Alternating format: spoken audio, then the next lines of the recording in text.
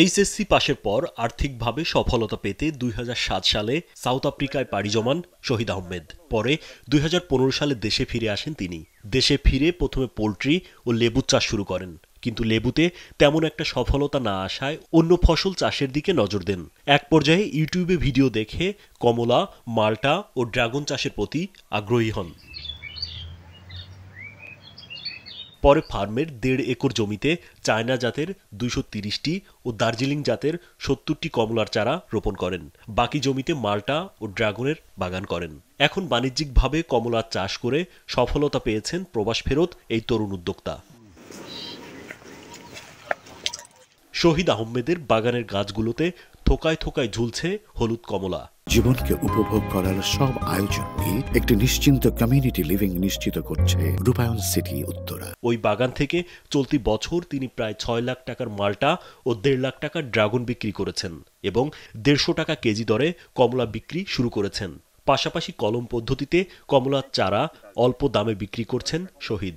তিনি জানান, এই কমলা সারা দেশে চাষ করা সম্ভব। কৃষির সাথে আগে থেকে সম্পৃক্ত ছিলাম। হঠাৎ করে আমি ২০০৭ সালে সাউথ আফ্রিকা চলে যাই। সাউথ আফ্রিকা যাওয়ার পর এখানে ৭ বছর ছিলাম। আইসা আবারও আমি পোলট্রি সেক্টরের সাথে সম্পৃক্ত হই। তারপরে লেবুর আবাদ করি। লেবুতে যখন দেখি যে লস প্রজেক্ট, পরে আবার আমি আপনার মাল্টার সাথে কমলার সাথে আবাদ শুরু করি।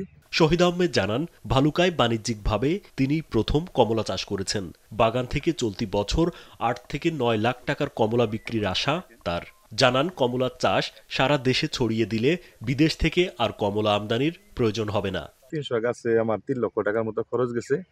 তো মোটামুটি আশা করতেছি এই বছর প্রথম ফলন, তাতে মোটামুটি একটা আশা করতেছি যে এখানে আমি ৮ থেকে ৯ লাখ টাকা সেল করতে পারবো, বিক্রি করতে পারবো। তো আমি যদি এটা যদি আমি থেকে কৃষি অধিদপ্তর থেকে যদি হেল্প পাই, তাহলে আমি মনে করি যে এটা সারা বাংলাদেশে এটা ছড়িয়ে দেওয়া যাবে। উপজেলা কৃষি কর্মকর্তা নুসরাত জাহান জানান, কমলা চাষে এই উদ্যোক্তাকে কৃষি অফিস থেকে সব ধরনের সহযোগিতা করা হয়েছে। কমলা চাষ বাড়াতে চাষিদের আগ্রহী করেও তোলা হচ্ছে। সময় সময় তাদেরকে বিভিন্ন ধরনের পরামর্শ দিয়ে থাকি। সার ব্যবস্থাপনার উপর, সেচ ব্যবস্থাপনার উপর পরামর্শ দিয়েছি। আমাদের উপসহকারী কৃষি কর্মকর্তা উনি রেগুলার ওনার বাগান ভিজিট করে তাকে পরামর্শ দিয়েছেন। তাছাড়াও আমরা সবসময় তাকে বলি যে জৈব সার যেন উনি ব্যবহার করতে পারেন, কারণ মাটিতে জৈব সার যত বেশি হবে ফলের তত বেশি সুস্বাদু হবে। শহীদ আহমেদ ময়মনসিংহের ভালুকা উপজেলার ডাকাতিয়া ইউনিয়নের আখালিয়া গ্রামের কৃষক নিশান আলীর ছেলে। রাজীব বিশ্বাস, কালবেলা।